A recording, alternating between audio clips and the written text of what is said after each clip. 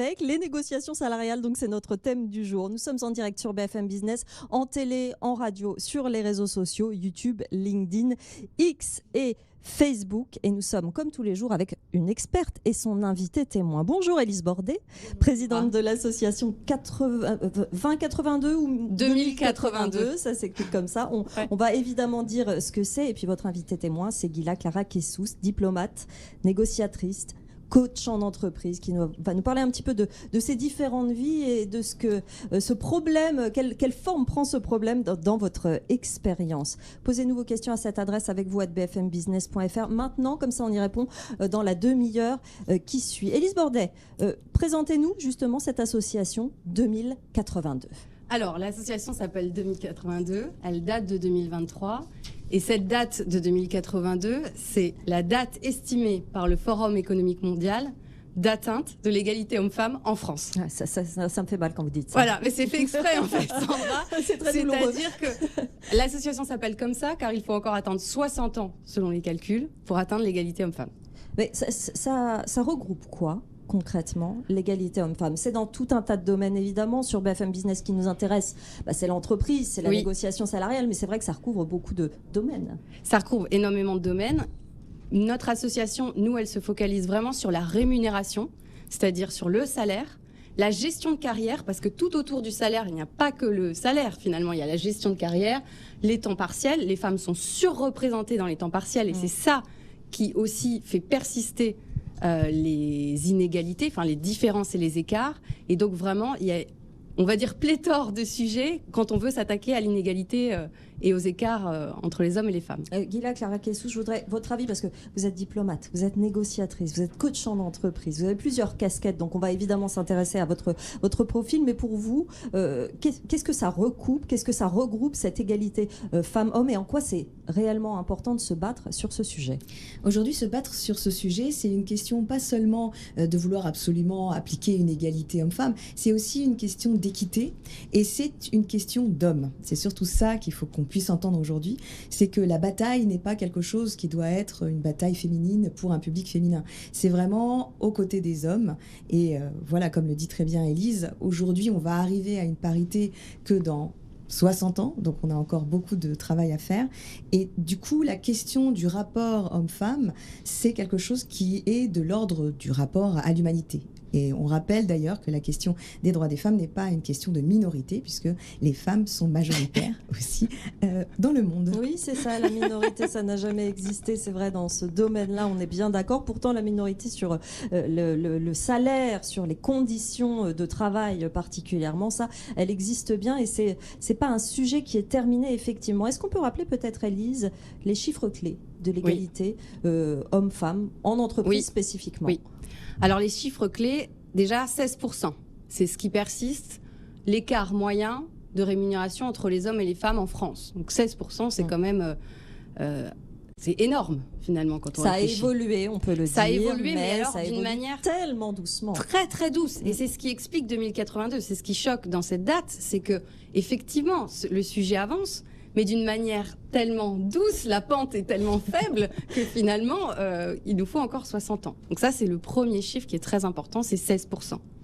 Ensuite, c'est ces fameux 60 ans. Et après, un chiffre que j'aime bien, c'est 3.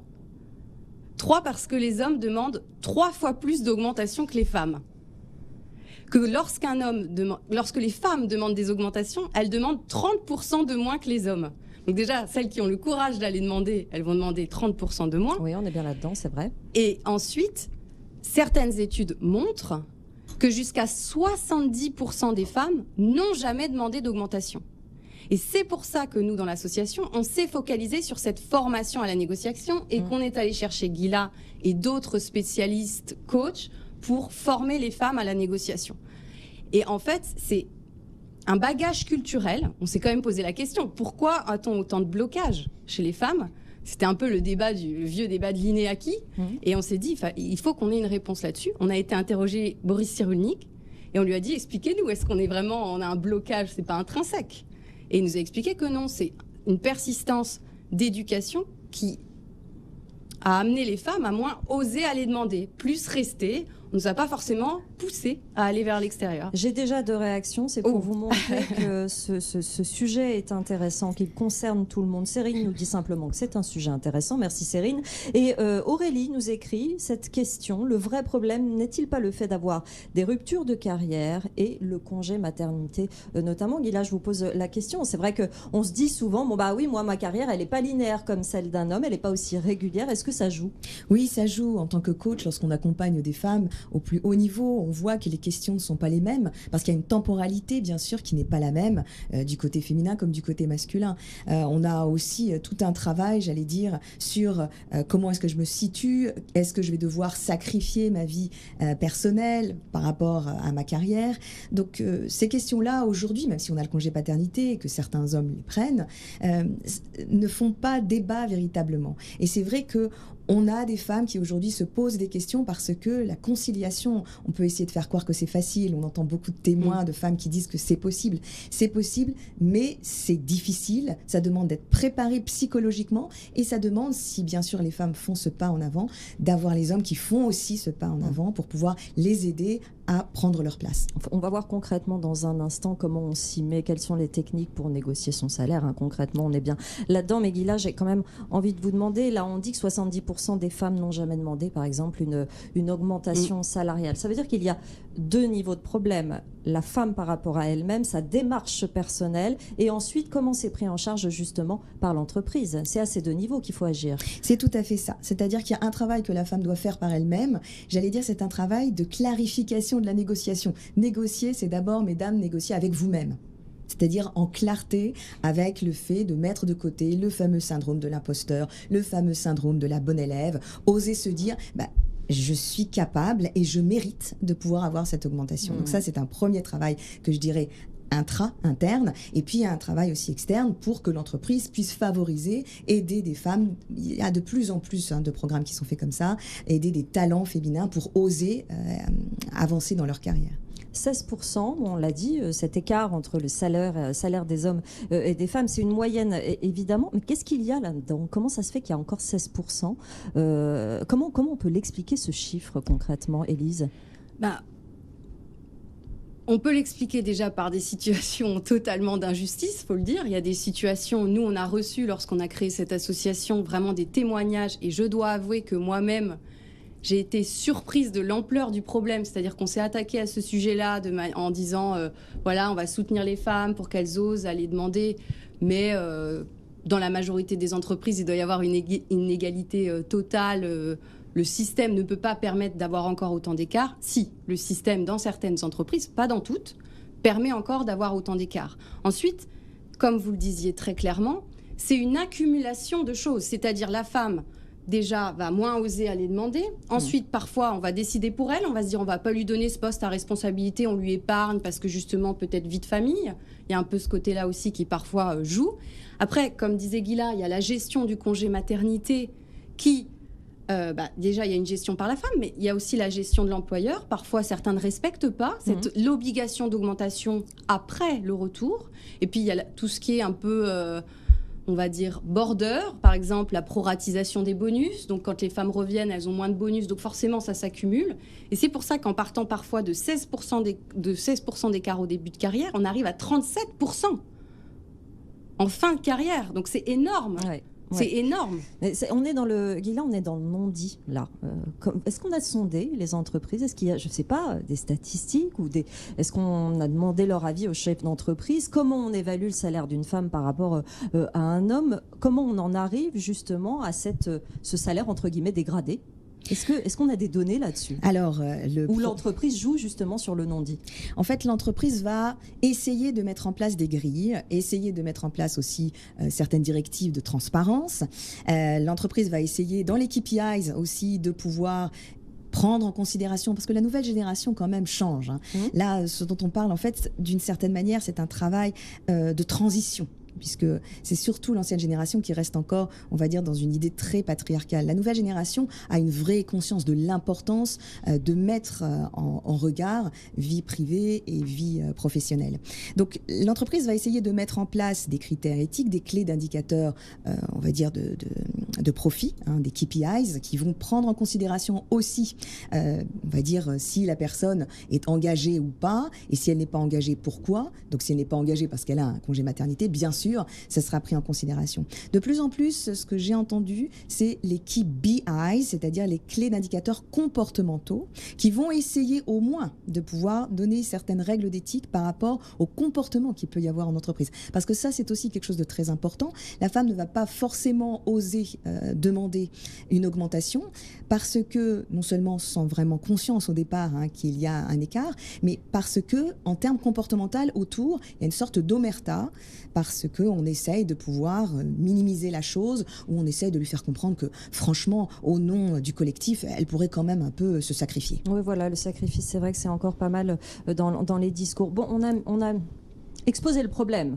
Maintenant, on va essayer de trouver des solutions, voir ce qu'il existe pour essayer de réduire et que votre association concrètement change de nom et qu'on puisse dire peut-être 2032. Ça ferait plaisir à tout le monde. Alors justement, 2082, quelles sont vos méthodes? Comment vous luttez contre cette égalité concrètement sur le terrain tous les jours? Alors, très concrètement, et justement, j'aime ce mot, parce que nous, on a voulu créer quelque chose de concret pour les femmes et pas juste des conférences où on discute de « il faut oser », il faut y aller. Même si c'est important. Oui, mais quand on vous dit il faut oser, ça vous aide pas des masses à oser, en fait. C'est vrai, c'est vrai. Donc, on a créé un parcours de formation de 4 mois avec des coachs comme Gila, où chaque semaine, il y a 2 coachings, plus des questions et un travail vraiment personnalisé avec les femmes. Donc, un parcours de formation de 4 mois totalement gratuit, avec notre soutien au quotidien si les femmes veulent échanger. La deuxième chose qu'on a créée, c'est pour briser un peu cette omerta, on a créé un site web sécurisé où les femmes peuvent se parler entre elles. Un forum, on appelle ça Community Hub, où en fait elles peuvent se poser des questions, comparer leur salaire dans les mêmes industries, se dire alors toi, comment t'as fait pour résoudre ce problème-là? J'osais pas, est-ce que vous avez eu le même problème? Par exemple, un exemple qui ressort souvent, j'ai dit oui tout de suite sans même demander quoi que ce soit et après je me suis dit mince, j'ai rien négocié. Ouais. Ça, souvent ça arrive et voilà, nous, donc il y a vraiment un site web dédié, sécurisé où les femmes peuvent échanger. Troisième chose que l'on a créé, c'est un outil d'intelligence artificielle chatbot où en fait les femmes peuvent s'entraîner comme si elles étaient en face de leur manager. Elles vont travailler leur capacité de négociation comme si elles étaient en face du manager ou du DRH. J'allais vous poser cette question-là, notamment à Gila, parce que c'est vrai que c'est pas la même chose, Élise, de s'entraîner, discuter entre femmes. On est toutes d'accord, on arrive toutes aux mêmes conclusions et on a plus ou moins toutes les mêmes problèmes. Mais se retrouver visuellement face à son manager à 1 mètre pour faire exactement la même chose, Gila, c'est quand même pas exactement la même chose. Non, c'est pas exactement la même chose, c'est vrai. Et moi qui viens aussi du monde du théâtre, du monde de l'art, etc., je sais combien est-ce que il faut répéter. Il faut pouvoir en fait mettre de côté cette nervosité terrible de la découverte quand on est face à un manager, surtout si ce manager est un petit peu paternaliste. Comment réussir en fait déjà à mettre de côté la nervosité et accepter d'aller de l'avant. Et ça ne passe que par l'entraînement, bien sûr, ce que propose 2082, qui est absolument génial. Ou alors, l'idéal, ce serait de trouver un homme qui soit vos amis, quelqu'un sur qui vous pouvez compter, qui garde la confidentialité, qui puisse jouer ce rôle. On sous-estime cette question de répétition, mais elle est cruciale. On le voit dans toutes les classes de négociation. À l'université d'Harvard, on nous le répète très souvent, c'est la répétition qui fait que la négociation sera gagnante. Mais Élise, c'est intéressant d'ailleurs de faire jouer le rôle d'un homme par un chatbot. Ça veut dire que dans toute votre organisation, il n'y a que des femmes ou il y a quand même des hommes? Dans l'organisation de 2089, non, il y a beaucoup d'hommes. Il y a des hommes? Il y a beaucoup d'hommes. Ah, ça c'est quand même rassurant. Et c'est une question que l'on nous pose souvent. En fait, une question, je dois le dire, auquel je ne m'attendais pas du tout. Donc dans les coachs, il y a des femmes et des hommes. Ça c'est bien. Effectivement, au début, on a été chercher des femmes parce qu'on était encore dans la partie où si vous voulez, on débroussaillait le sujet et on essayait de comprendre si c'était un vrai sujet, s'il y avait encore des problématiques et si nos solutions allaient vraiment amener quelque chose. Donc au début, on s'est tourné vers des femmes. Mais il y a beaucoup d'hommes qui nous ont aidés. Il y a les cinéastes qui nous ont aidés à tourner les interviews parce que c'était pas d'une sous notre métier. Moi, je travaille dans l'industrie, ça n'a rien à voir. Bien sûr. Donc les cinéastes, la personne qui m'a aidé à créer le chatbot est un homme, la personne qui s'est occupée du site web est un homme. Et dans notre groupe de travail, dans nos bénévoles, il y a énormément d'hommes qui nous portent aussi.